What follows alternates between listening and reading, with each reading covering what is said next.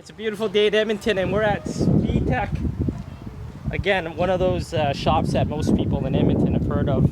They're actually, that's weird, Jesse. What did the name come from again? You kind of inherited it, right? Yeah, I inherited it from the Calgary branch. From the Calgary branch, but Jesse, I think, is the only Speedtech left now. We're the only ones. Only ones left, yeah. And Jesse's a big RWB fan, so he's going to be one of the first guys that driven my car. So let's hope he doesn't break it, like Blocker. Yeah. So how long have you been running Speedtech, Jesse?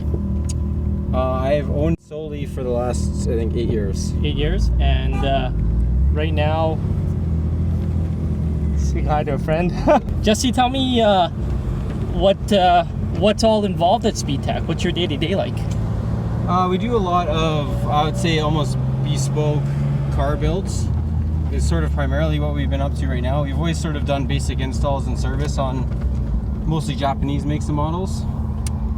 But like the last couple of years, it seems like we've just been doing more or less a lot of GTR builds, a lot of Honda builds. How's the drive so far, Jesse? Fantastic. Yeah?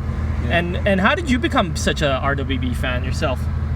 Well, actually, it really starts back to my best friend had originally bought a 911 and I had the Datsun, so we had the whole Wagon Midnight thing going on. Oh yeah, very cool. Anime, very Japanese, yeah.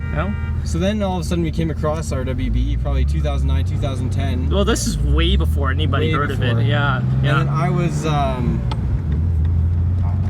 was pushing him to try to do the first one in Canada at the time, and then he just wasn't really interested and obviously didn't really have the cash flow to make it come together, and he ended up selling that car. And I've always loved old cars, but it was actually in 2017 or 2016, Amanda and I had gone to RWB in Japan on a Japan visit and ended up going to Motegi circuit for an idlers race, and we got a ride down the highway in RWB cars for 2.5 hours it takes to get to Motegi. And it was at that point when I was in that car, there was nothing that had given me the same experience that my Datsun had given me. And by the time I got 3 months back, I had bought a Porsche with the eventual dream of doing the RWB conversion. So it was actually like meeting it in Japan and being part of like the race in Japan. That so you're not a guy that saw some Speed Hunters video and fell in love with it like me. But we're gonna go back and take a look at one of Jesse's Frankensteins, actually, right? Yeah. Called the Frankenstein. A really cool car. The Ponda. The Ponda? Okay, we're gonna check that out. So, tell me about this, Jesse. Let's take a look at it first. Oh, this is my 1980 Porsche 911. I bought the car maybe 3 years ago. It was originally a slant nose, actually. With the obvious dream of eventually doing RWB. The engine in the car was no good when I purchased the car. It was in a million pieces and there was only half of it there. So I was sort of considering what I should do to put a drivetrain into the car, and obviously building and racing Hondas for many years now, I decided to go with Honda K24 or Acura K24, which I got in there now. Which is absolute blasphemy, isn't it?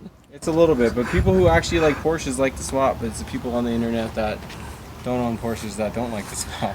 But the talent to actually make one of these things run on it. It's actually embarrassing to say how easy actually it was. Really? Yeah, okay, well let's not tell people about that. Very easy thing to do. Yeah. Let's go for a spin.